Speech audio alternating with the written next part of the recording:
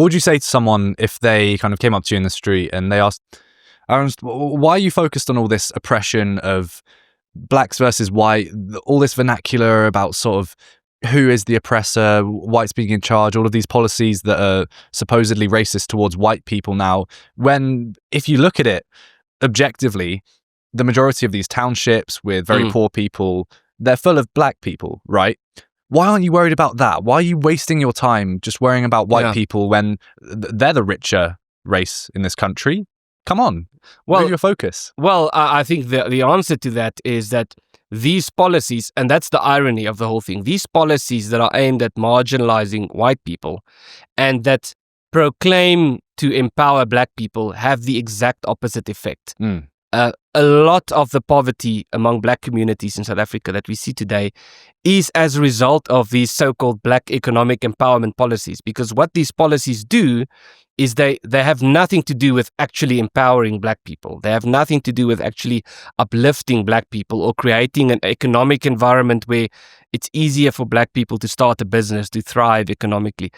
All they do is they create a particular framework that renders black people in South Africa, especially poor, vulnerable black people, dependent on the South African government. And it happens not just in terms of poor black people, it happens on 3 levels. The first level is poverty, a real poor black people who need help. The way the government tries to help them is by giving them social grants. Now, you can make an argument about when is it appropriate to give social grants, but it's certainly not helpful if you just have this massive system of social grants, but nothing other than that. Because what happens is it disincentivizes work. And so they become dependent on the government through grants. They get money from the government and then they keep voting for the ruling party, of course. The second sphere is in terms of the middle class, that becomes the black middle class, becomes dependent on the government, or at least that's what they're trying to do, is to make them dependent on the government through affirmative action policies that says that within the workplace, within a work environment, you need to have policies that give preference to black middle class people as opposed to white middle class people. So there's race discrimination through affirmative action.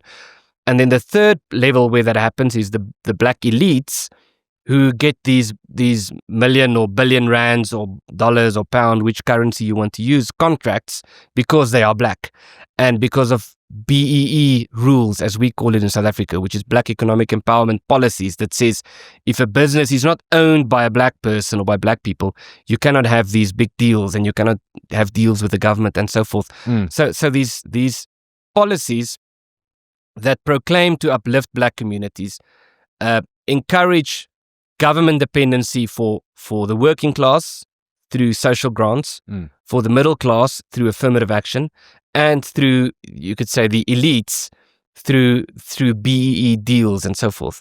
When none of these have anything to do with actually empowering people, it has to do with making them dependent.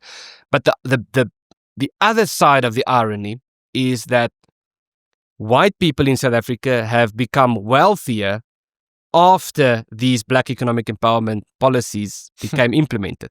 Not all, some, at least on average they did. So what happened is we now have this problem of white poverty in South Africa, white squatter camps and so forth, which tend to be hidden. You don't see them next to the highway. It's usually on private property and so forth.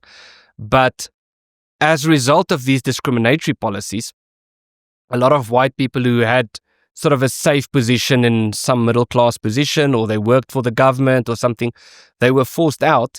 And the ironic consequence is, to survive, they had to start their own businesses under difficult circumstances. And so they were forced into becoming entrepreneurs. And the consequence, or a consequence thereof, was many of these people actually became wealthier because of the oppression, because of the fact that they were marginalized, because now they had to find alternative ways of making money. And they figured out that, well, maybe I can actually start my own business. I can start my own factory. I can do whatever from home. And so this is the strange irony, is the fact that a lot of white people became wealthier as a result of black economic empowerment laws, and a lot of black people became poorer as a result of black economic empowerment laws. So the policies that they are implementing actively undermines the solution. And that's the problem. And then the solution that they would then present as the solution is, we need to have redistribution of property. We need to have more Marxism and more Leninism, and that's somehow going to work. And they actively argue that even though they would concede that these policies have failed, there are few people in power today in South Africa who would say these policies that they've been implementing for the last 30 years are a success. They would say it's a failure because it hasn't been implemented aggressively enough. So the policy, the half-baked policy, led to a half-baked failure. And now if we implement it more aggressively, it's not going to lead to a more aggressive failure. It's going to lead to somehow to a success. Real communism has never been tried. Yeah, that's exactly it. That's exactly what they would argue. That and they would say things like, they would even go as far as to say that, the Soviet Union actually had a good idea, or they just didn't apply it properly, or Mao Zedong had some good ideas in China. We need to do what Mao did, but we're going to do it properly, and this time it's going to work. Or they would go to Zimbabwe and say, we need to implement the policies of Robert Mugabe, but don't be alarmed, we're going to do it without violence, as if people are not going to resist when you take their property. And so it's as if it's really bizarre, these political movements that have adopted to socialism as the solution, how they aren't possible to expand their frame of reference beyond socialism. Even up to today, in the year 2025, they cannot think beyond the solutions of Cuba, Venezuela, Zimbabwe, the Soviet Union, communist China as the solution. They cannot comprehend that a free market and long-term investment in the economy is the way forward. They instinctively argue, and they still do, and those in power today in government in South Africa would instinctively continue to argue that the free market somehow undermines freedom, and property rights is somehow something that should be, we should be antagonistic towards that. And if there's a problem with the economy in Zimbabwe, it's somehow America's fault. It's not the fault of their land reform policies. And I think, unfortunately, there is this movement in the world among certain communities, certain nations that still would like to believe in socialism, that sort of reinforce each other. It's like a communist echo chamber.